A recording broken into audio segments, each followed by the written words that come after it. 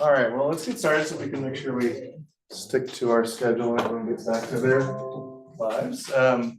Good to see you all again. I was at the first meeting but missed the last one. I'm Patrick with Perkins Eastman. Nice to see you all again.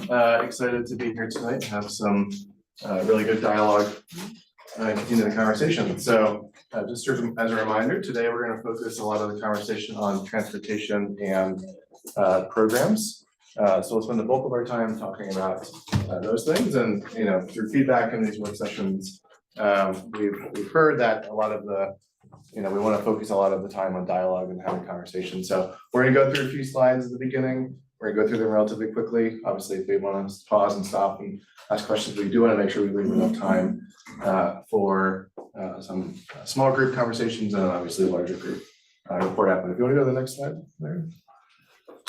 We're going to go through a few things. So obviously we'll just sort of introduce what we're going to talk about, go through a few administrative things. We're going to run through really quickly some of the landscape stuff that Nate had sent out and done some recording on. We'll just give a quick overview with some national perspective. We're going to spend about 10 minutes just looking very specifically at MPS data around transportation and programmatic access. But then also focus a little bit on the East region in particular and see how that compares to some of the district-wide numbers. And then, like I said, the bulk of our time today will be some small group work where we've got a series of questions similar to last time. Then obviously have some larger group dialogue around the report outs and hearing a little bit more about the conversation. So with that, and then we'll obviously look ahead to the next meeting. So Leonard, if you want to go to the next slide.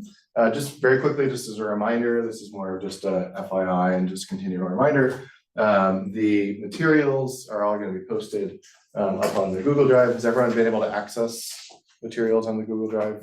Assuming no issues at this point. Obviously, if you have issues, let us know, but we're going to continue to post all material, recordings, notes, all of that up there. So it's going to continue to be our repository for information. I'm going to turn to Laren super quickly to just give a quick, we haven't received a ton of feedback through the insights form, but we want to make sure we did share a little bit of what we've heard so far. So we got a couple of different responses, and kind of the consensus out of the East region was that people were retaining a lot of their information from local news sources, whether it be radio, television, newspaper, items like that.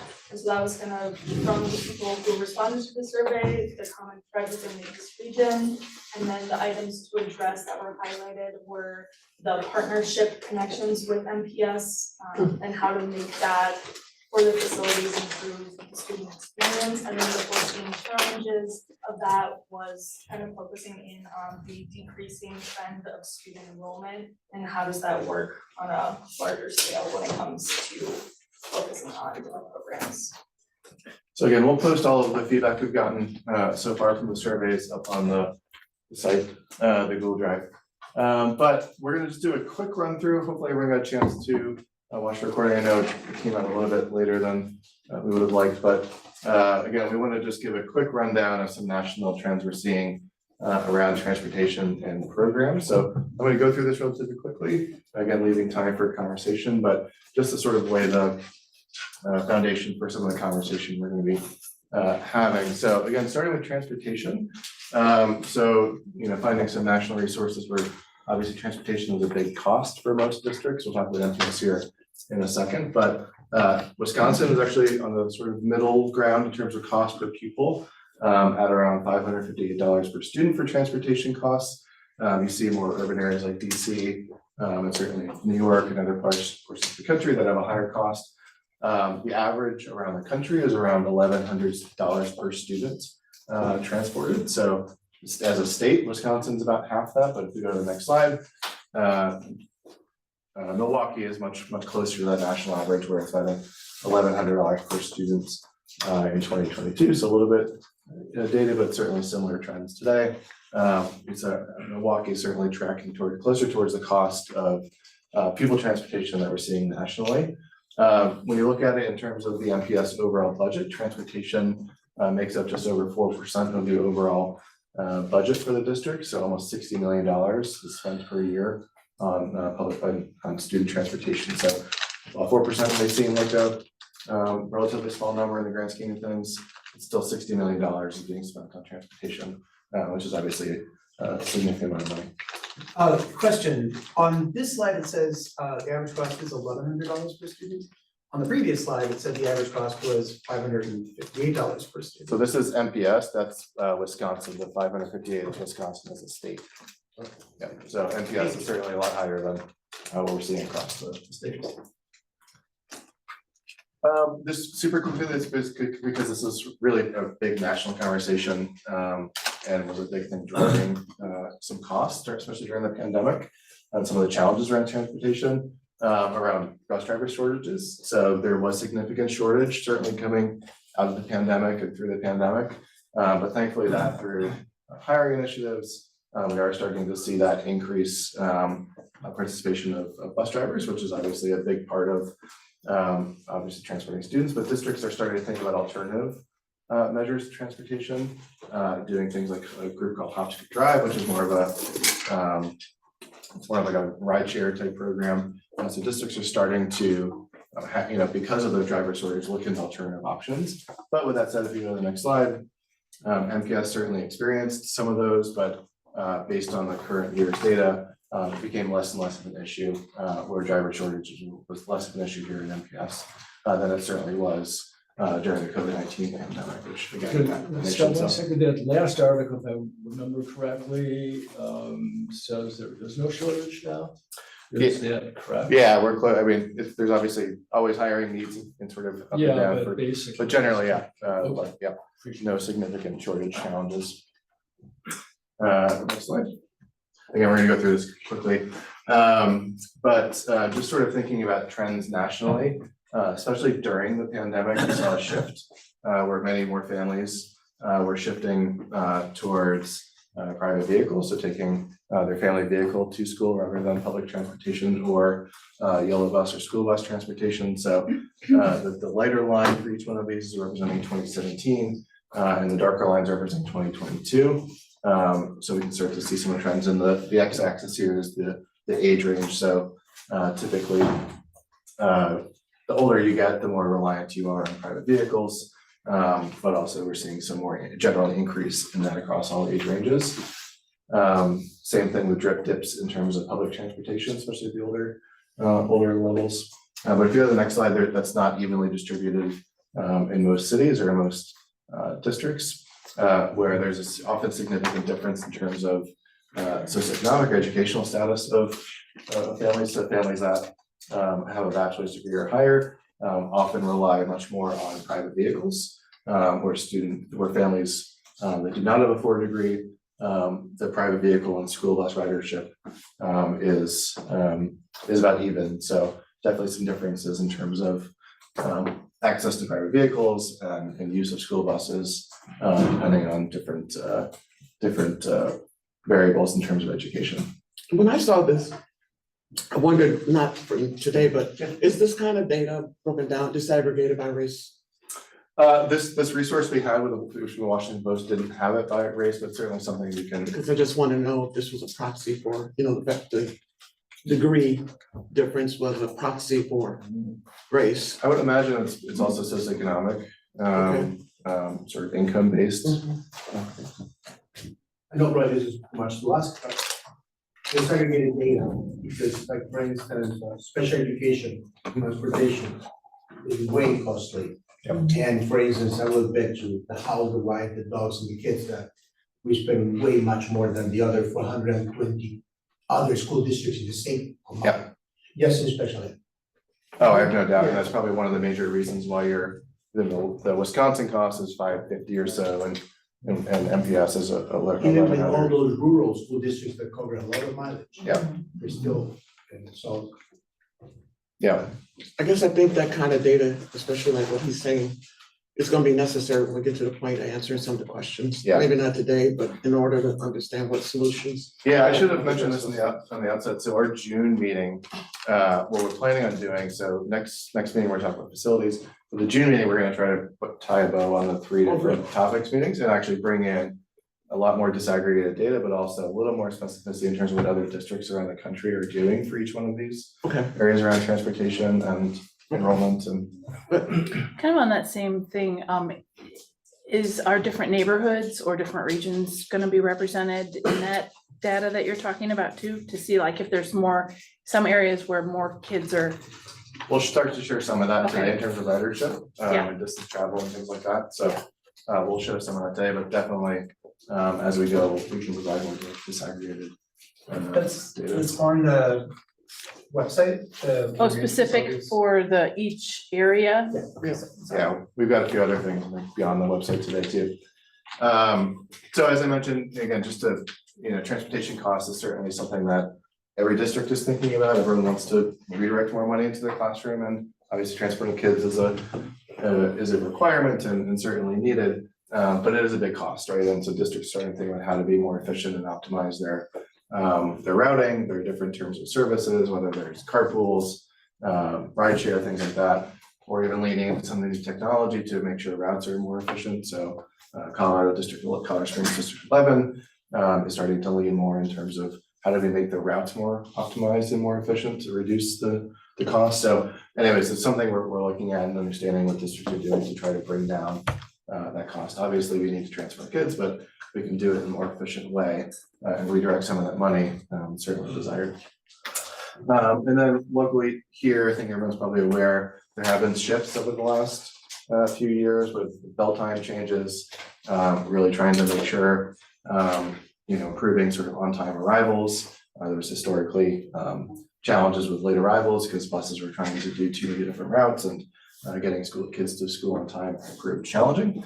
But they've also launched a Where's the Bus app to allow parents to track that. So MPS is certainly starting to think about new ways to provide transportation. But again, as we go through this conversation, we'll want to make sure we understand what's happening in the national landscape as well to inform some strategies and policies. With that new app, has there been feedback from the parents, like it's been appreciated, helpful? I'm not not helpful? sure, I'm not sure if any of the MPS folks have heard directly. I'm not, unfortunately, we don't have our transportation person here tonight to help answer that question, so. But we can follow up with them and circle Yeah, back. that would be interesting to see if Yeah. it's useful. So pivoting a little bit into programs. So again, today is about transportation and programs, which are actually closely related. Specialty schools has become a big part of the conversation here. And MPS will talk about the data here in a little bit.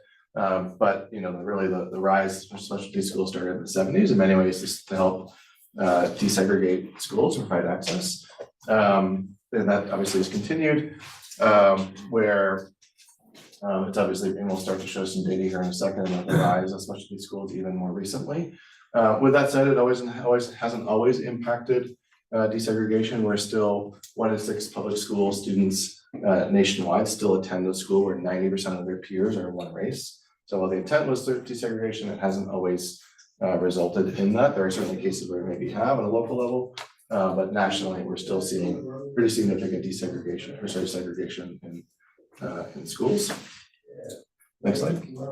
But as I mentioned, specialty programs have something that's been on the rise for quite a while.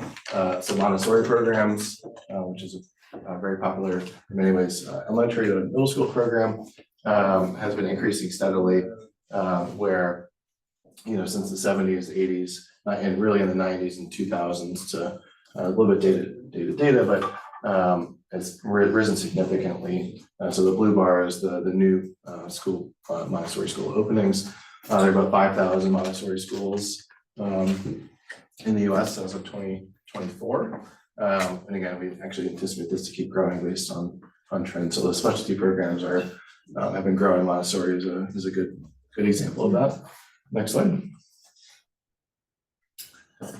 Same thing with dual language. Certainly, recently there's been a significant increase in dual language school, where dual language schools have tripled over the last 15 years or so, going from about 1,000 dual language schools to close to 4,000 schools at this point, where most of those are Spanish-based programs. About 80% of dual language programs around the country are Spanish-speaking dual language programs, where almost 9% are Chinese Mandarin. And there's certainly other examples even here locally of dual language. And obviously the percentage of English language learners has been increasing as well. And then another program, which is seeing pretty significant growth, which is international baccalaureate programs. We've started to see pretty much every state is seeing growth in IB programs, where from 2020 to even 2024, so relatively recently, there was a 34% increase in IB program offerings around the country. And certainly here in MPS too.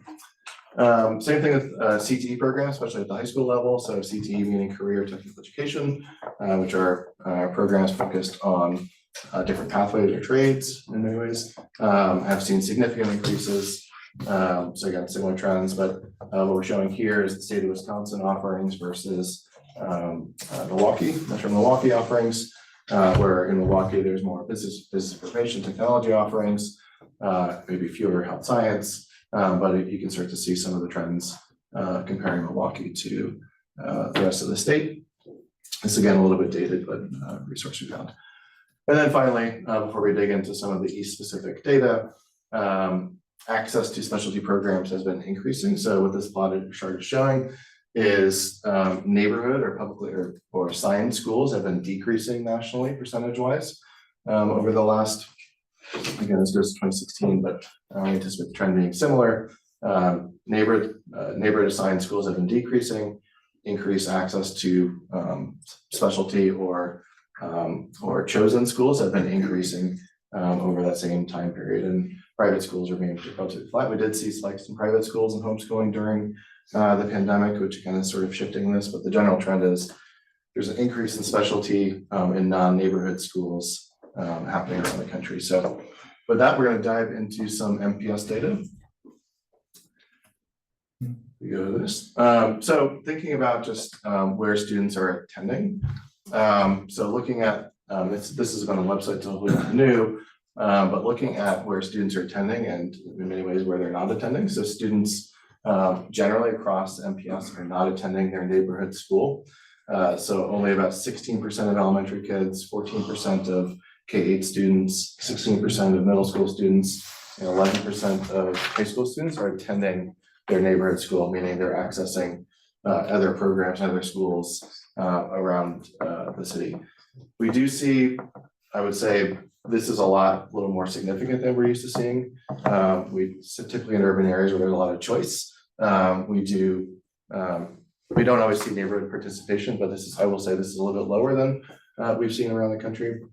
What this is showing here is where students are going directionally. So the way to read this, if you're not familiar, we'll share another table here in a second. There's 8 school board districts within MPS, as you're probably familiar.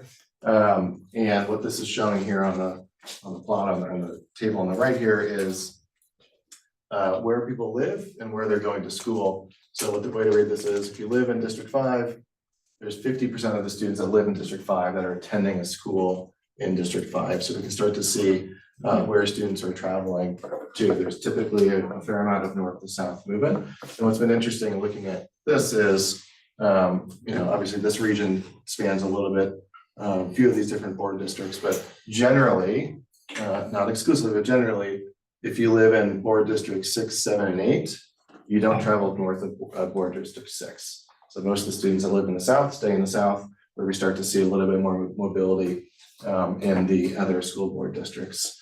If you go to the next slide, it's a little easier to try to summarize a little more clearly, looking at the regions we're talking about in these work groups, where again, the East region, 59% of the students that live within the East region are attending a school in this region. 21% are going to the Southwest region, and the remaining 20 are going between Central and Northwest. So that's about, so if you follow this sort of line diagonally, it's about in the middle. The Southwest, close to 80% of the students that live in the Southwest region are attending a school in the Southwest region, compared to 42 in the Central that live within the Central. So interesting.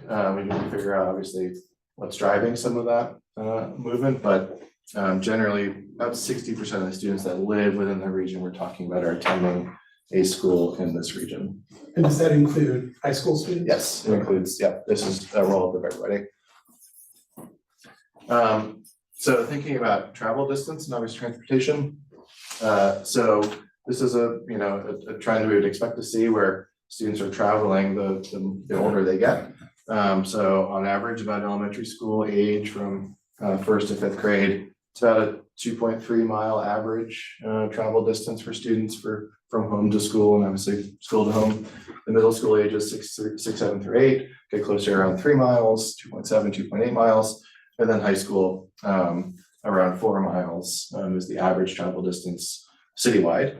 If we go to the next slide, when we start to look at what's happening here in the East region, so that orange bar is still that citywide average by grade, but the blue bar is the travel distance in the East, the students that live within the East region are traveling. So for every single grade, we see students traveling further in the East region.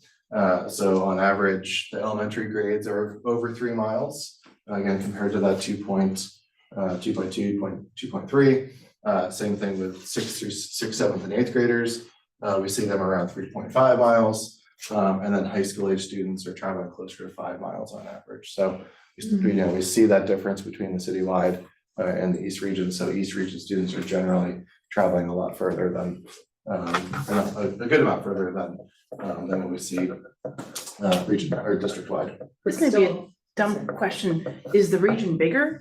Geographic, like space wise, is that possibly why they're? Well, part of the challenge, it is a little, if you go back to the first slide, Larry, it sort of spans north to south. It's got a much further north to south. Keep going back.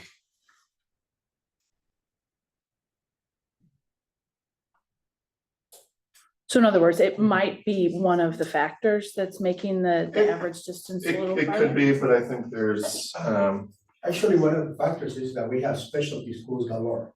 So you get 3 middle schools, traditional, and then they're citywide.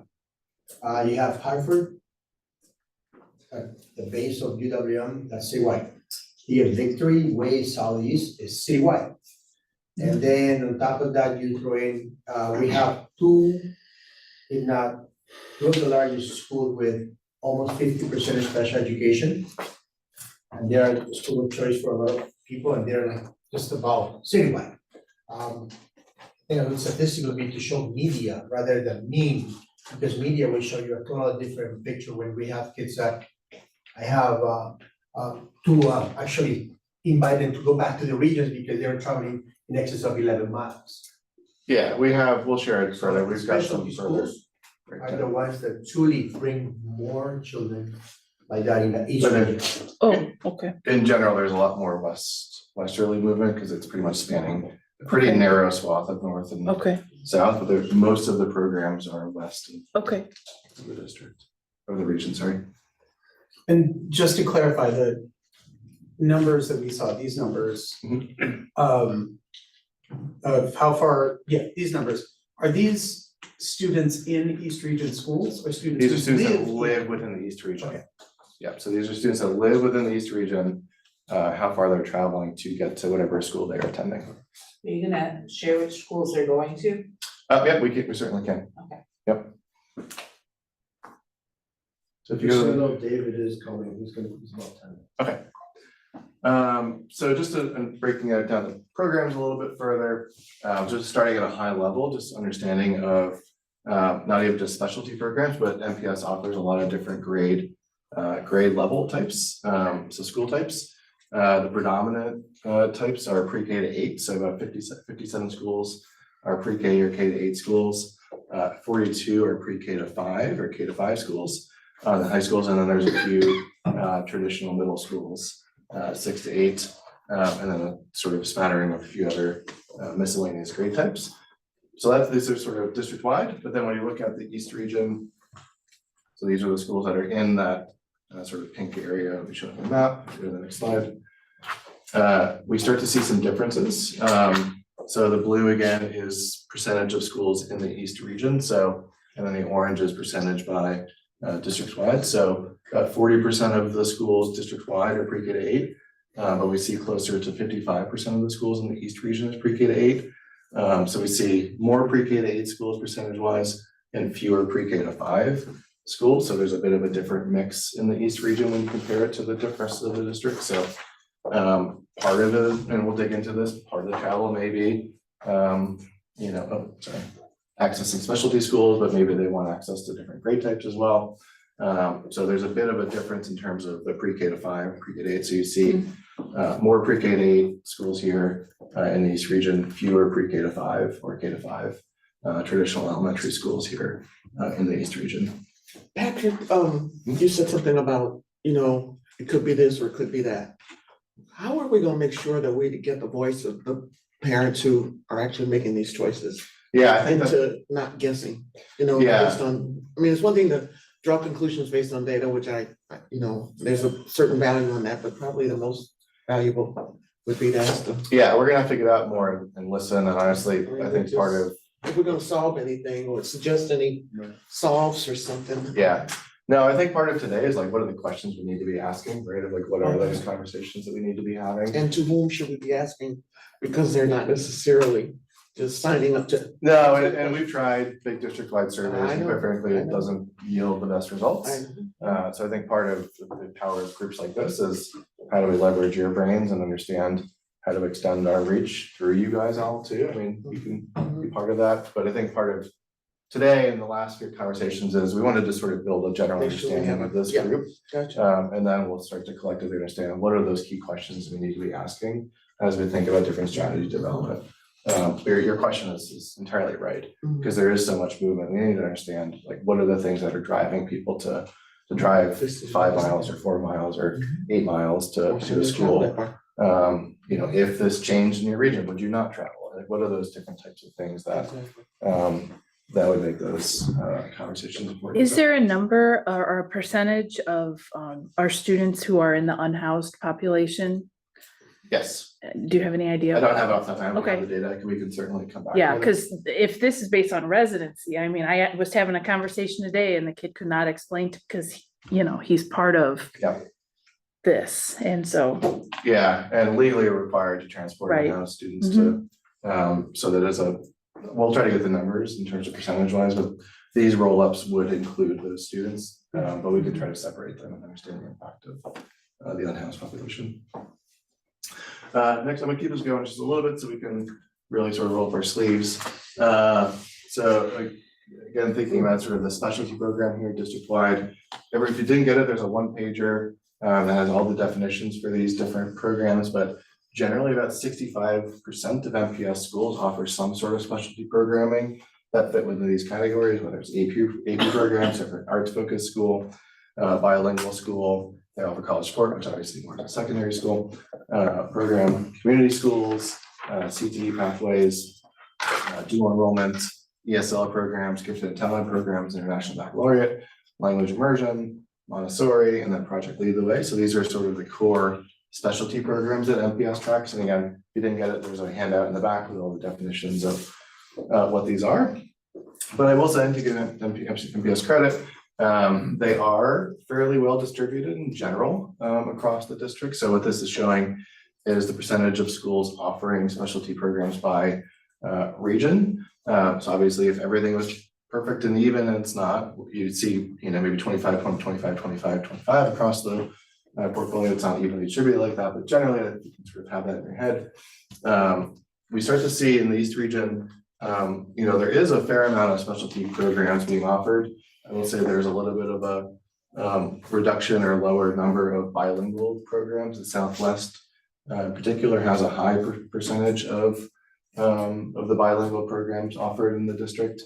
East region is about 16% of the bilingual programs. And then the other one that's a little bit lower is IB programs. So about 14% of the IB programs are in the East region, again, the Southwest, having a significant share of those IB programs. There's more arts focused schools in the East region. So 35% of the arts focused schools are in this region. So a little bit of an overage there, but the rest are sort of within that 20 to 25% range. So in general, the distribution of programs with some outliers, there's a decent amount of access. Except in the to- Northwest. Yeah, I was gonna say, Yeah, that's, sorry, that's a pretty big Sorry, I was talking about the difference. east. Yeah. Sorry, to be clear, I was talking about the east, Holy cow. yes. There is some significant in the northwest and southwest, there's some significant. I beg to differ with your data. The East region has, and Montessori has Maryland, Right. Fernwood, and Baby Montessori. And the district has 7 Montessori programs. That's closer to 45%, not 29%. We'll have to look into it on the data we received from the programs team, but we'll dig into it. If you go to the next. I will say, sorry, that's also including full school models and also program pathways. So some of these are full school models. In terms of travel distance, so where are people traveling to, that this is a little bit of a complicated plot to read, but generally, the blue are these whole schools, basically the entire school is an IB program, an arts focused school, or a dedicated program or pathway is the orange. The way to read this is on average, how far are people traveling? So the further right means people on average are traveling further to get to those schools on average. So for example, people on average are traveling 4 miles to get to an IB school. And then the y-axis is how well utilized those schools. So again, using IB, people travel on average 4 miles to get there, and then those schools are pretty well utilized, signaling fairly high demand for programs like that. The other side of the coin is community schools where people travel shorter distances, and those programs are generally less utilized, and obviously the rest sort of works its way out, but And the definition of utilized is, utilization is the amount of students in a building compared to the capacity of that building, so. so it's enrollment. Yeah. Basically, okay. So, it's just some interesting stuff here. If you go to the next slide, I think we're, Can I ask, yep. why the separation between language immersion and bilingual? Are you just thinking that what's the core difference? I'll be honest, I'm not an I expert. can help with that. Yeah, there's a So we have- program difference. The Milwaukee Public Schools is very unique in their offerings, and we have Italian language immersion, French language immersion, and Spanish language immersion, and then also German, German. right? And bilingual, we have now, our bilingual programs are for native Spanish speakers Okay. and English. Okay, So then, and on top of that, you get newcomers, which we get all of the other languages involved. So that's the big difference, like. so which one's which? So like MSL is a. Milwaukee School of Languages, that is our immersion school for all of the other languages that come from the elementary sort of Okay, Ks. where the bilingual programs are for the newcomers, is that what you're No, saying? not necessarily, bilingual programs are with us home serving.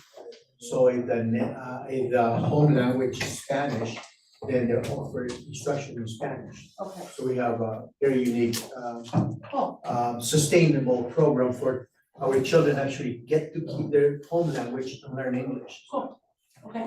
All right, I'm gonna keep this moving, so we're gonna break into our groups here, and just speak, there's also those handouts in the document that have some of those definitions, too. So we've got good mix here, so I think you can just stay where you are. So we're gonna break into groups and have some dialogue, and obviously report, if you go to the next slide there. We're gonna spend some time, obviously, working for about 30 minutes in discussion, and then we'll have a report out and general Q&A if you go to the next slide. So we want you to sort of wrestle and have some conversation around these questions, and we'll be sitting with you and helping facilitate, but question 1 is, how does transportation influence school selection? What strategies could help equitably reduce reliance on transportation while also lowering district transportation costs? Number 2, how can MPS better leverage Milwaukee city resources to support school transportation? Are there transportations that currently are underutilized, partnerships that are underutilized? 3, what guidelines or factors should shape how MPS launches new or expanded specialty programs? Are there improvements needed in how programs are planned, approved, or sustained? How important are continuity of pathways across grade levels? 4, what is the right mix of specialty programs in neighborhood schools and MPS? How should the district determine that mix to support the needs and equitable access?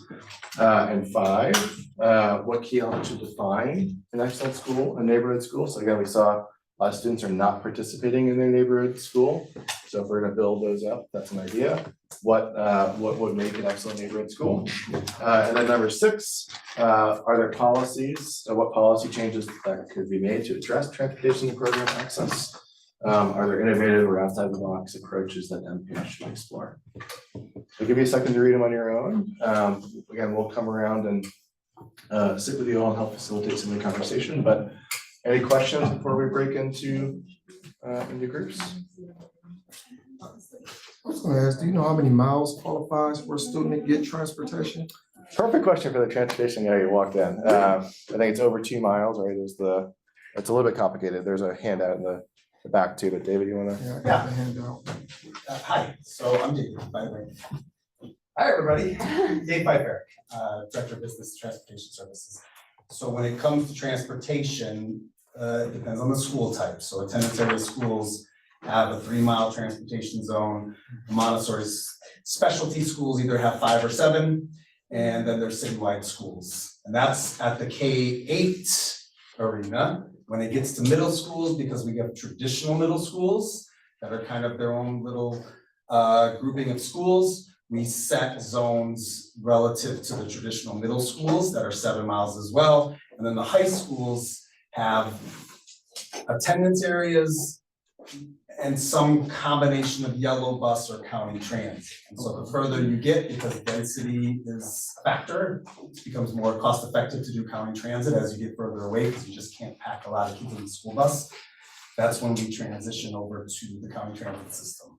So depending upon the school type and the grade level configuration. Okay, and my last question was, does that budget of the 59.8 include the students that take the city bus? That is a little bit low, so we're actually at about $65 million now. And so that might have been maybe the end of the last fiscal year, and that would include the Milwaukee County Transit System. Okay. Which is about just under $2 million for the county transit system. And about historically about 2,300 students. So it's more cost effective for us, because it's a fixed cost, obviously, and you're paying, we get a little bit of a discount with the county transit system. Cool. And we'll be circling around, so if you have having conversations, ask us questions. So questions make sense? All right, we're gonna report out, so if you can take notes and maybe identify someone to be the reporter at our. Can I join you all? I'm Bob. I'm Patrick. I don't think we met last time. No, I'm Bob. Yeah. Which one of you are the experts on transportation? All right. We can go in any order, right? So whatever is the. I just have more questions You know what, than this I first question, so I have 2 daughters that attend APS high schools. And my stepdaughter attends Lucas County High School, so my wife drives her to school every day. My Now, assumption she is got, that she got depending on children the admitted to. no, sometimes it might be they choose a school and then they figure out how to get their kid there. And sometimes it might be, well, we can get you there, so you're gonna go to that And school. they I have don't know. more clubs That's just and based on my firms, and assumption what the on culture what I've of seen. climate was an important factor. Why? My wife was like, I'm just gonna drive her. You said you have 2 daughters? I have 2 daughters, my other daughter attends Hamilton. Okay. The culture of the school was, even if it's further away, it was the drive. And we went to both houses. Yeah.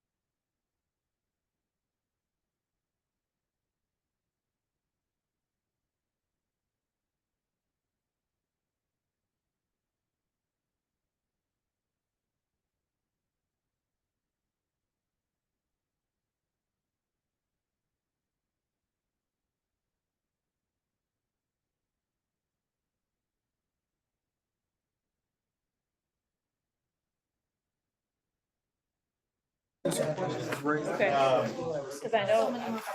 Group, hey, group in the back, we're gonna do a quick report out, okay? So I was surprised. That's I don't envy your job, by the way. It's so complicated, and it's kind of fun in a weird, No, I kind see of that you're very excited about it. it's a puzzle. And it really is about, that is really, busing is really goes hand in hand with enrollment. And it goes hand in hand with regional development, believe it or not. How do you define regional development? That's for the district to set their priorities for, but I think putting the right programs in the right areas so that families have choices. Well, that's, I mean, that's. I know, I know. We're trying to save the I world. know, you're doing a good job. All right, so there was so much good conversation, we went a little bit over, so make sure we're respectful of everyone's time and evening, so why don't we just do one sort of quick wrap around? What we'll do is we're gonna send around some of the surveys and some of the things like email afterwards, but maybe we can just do 5, 6, 7 minutes of quick report out, maybe, obviously, there's a lot of content there. Maybe we pick sort of an overarching theme from each table on one of the sort of key topic areas. We don't have to go through every question, but something you want to make sure you raise with the rest of the group. I have no idea. Maybe we can start at the back, since you guys have sort of been that lively chat at the end.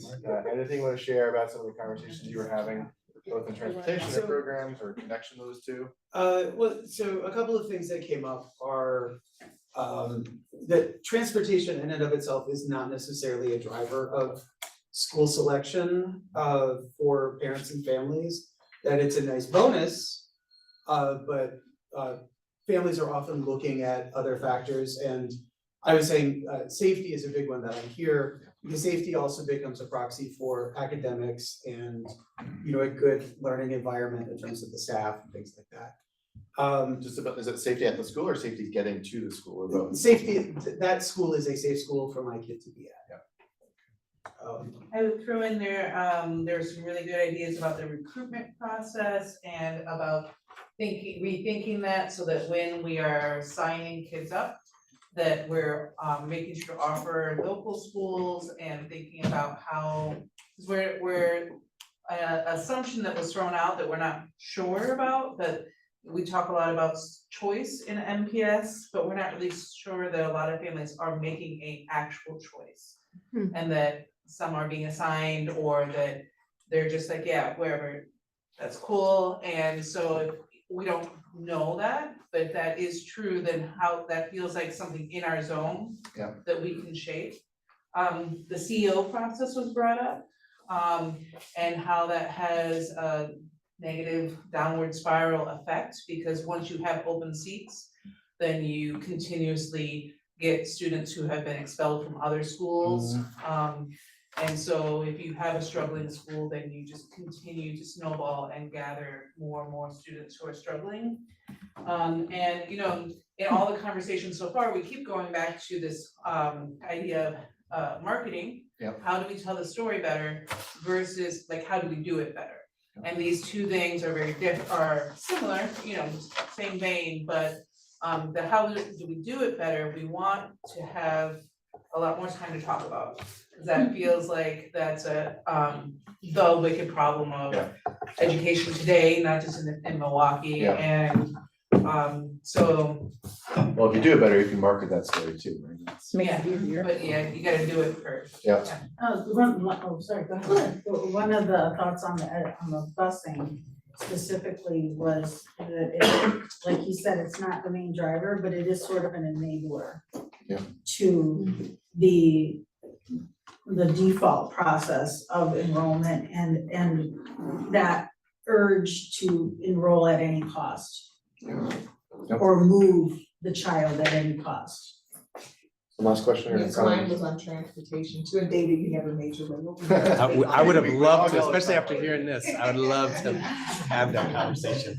Well, Sorry. transportation is a huge barrier. You know, there's historically been this disparity between the north and the south side. I don't wanna beat that dead horse, but I think about when I was a child and I was bused to Alcott, right? So I had an opportunity, it was not too long ago, right? But had an opportunity to attend a school of, you know, my parents choosing as opposed to being forced to attend a neighborhood school or some school. So that for me, and I know that and I know it all has to do with dollars, but when you start shortening that radius as to where these kids can be transferred to, that is definitely a barrier. And so the kids kind of get stuck in the same schools. And then when we're doing that central office, those suspensions, they're just moving from, you know, just very similar types of schools. And it's always been my thought to give these kids a fresh start, let them move over to one of the other schools, and they can see something different for the first time, to say, oh, wow, the kids aren't over here fighting all day and acting a fool. But yeah, that is a huge barrier, you know, Yeah. for me, David, I'll call you. All right, moving to this group, We talked about intentional marketing, I think as some other people have talked about. We talked about some of the complications that exist in terms of providing busing to students with special needs and how that is written into their IEP or other things. We were fortunate to have David here to try to straighten us out on some things. Well, that sounds like not to plant the topic here, but it sounds like you guys also talked about the local city transportation as well, county. Oh, City yeah, we county, talked yeah. about that, yeah, yeah. Yeah, whether or not there's, well, the complications of that possibility of having kids instead of Yeah. yellow buses on county buses. Yeah, sort of responding to that last question of looking outside of the box, or what other cities do, how do the kids get places, yeah. All right, Thank you. our group over here wants to. I mean, on the marketing piece that you guys have brought up, our take on that was who are these programs being marketed to, and then who is actually using them and benefiting from them in the long run. And then sort of a leeriness of being too career focused and making sure that we potentially focus more on liberal arts so that it's a better foundation as far as her education versus being too laser focused. And then the evaluation of the specialties. We talked a lot about that. Like, is there an evaluation process? What does that look like? How do we really talk about that? Is there transparency around that? So yeah, maybe we talked a little more about that than we did about transportation. We got to that at the end. Thank you. But yeah. Cool. Any other thoughts? Great job. Any other final thought? We're a little bit over time. We'll make sure we wrap up here. Any final thoughts before we wrap up? One thing we're gonna, as I mentioned, next meeting, we're talking about facilities. So we'll dig a lot into facilities, things like missions, utilization, things like that. So obviously these things are building towards some of that. And then after that, we're gonna start to figure out how all these things come together and start to find those through lines, dig deeper, figure out what are the questions we need to be asking, what are the different data points we need to look at, surveys, things like that. But you know, we're sort of in that foundation building stage at this point, and next month will be facilities. So we'll follow up with a survey. We'll follow up with the materials, the Google link. So keep an eye on your email. Will the facilities person be here? Well, they're all here They're all now. here. They're all here? Oh, this is- So definitively, yes. The invite's been sent. So anyways, very, very much enjoyed the David. Question, so enrollment as a piece, have anybody from student services kind of talk through their experiences in that arena? Because it's a valuable point, right? We can talk, you know, we talked a little bit about over here busing, seemed like it dabbled in all areas. We bus a lot of kids, and there is a culture of busing in this district because of historical context there. And I would just be really interested to hear the experience when we talk about intentional marketing, when they're trying to market the school that is closer or the program that maybe is not getting the attention, and what the feedback has been from those exposures. In particular, how many families are coming and like wanting someone to like, what are my options? And how many families already have decided what they need or want? And how many families are we signing up? Because it feeds into the specialty conversation about, we tout the specialty schools and then are we evaluating who gets to be a specialty school and why, and what's the performance metrics that tie into that? All of those Yeah, pieces. we were chatting That's a about that very good evaluation, so question. that, like, if you say you're this, are you actually delivering that with fidelity, right? Is it actually The doing other schools these things do and, it just as well. yeah, no, it's certainly something. Anyway, that's, Yeah, That's a no, really it's an good point. important point for us to think We about. didn't really get into. Well, cool. I know we're over time, so thank you for coming out tonight and hope you enjoyed the conversation. So we'll follow up materials. Obviously, we'll dig into facilities next time and just keep the conversation going. So thanks again. and Good to see you all. Thank you. Thank you. Did you ask a question about the app or the? Yes, I did ask that question. Oh, I did not ask that question to you. Was that, should I ask that? Oh, that's a different question. Let me ask my question. Okay, so this is mostly just asking for your guidance. So we have some students, I do supervision, for dismissal, right, at my school. Yeah, I'm at Cooper. And so we've got other kids who ride in these cars, right, that are contracted. Yeah. On all of I don't know. I know it's not, Yeah. but it seems like. Pretty much. Okay. hard. All vehicle, we call them all. All right, so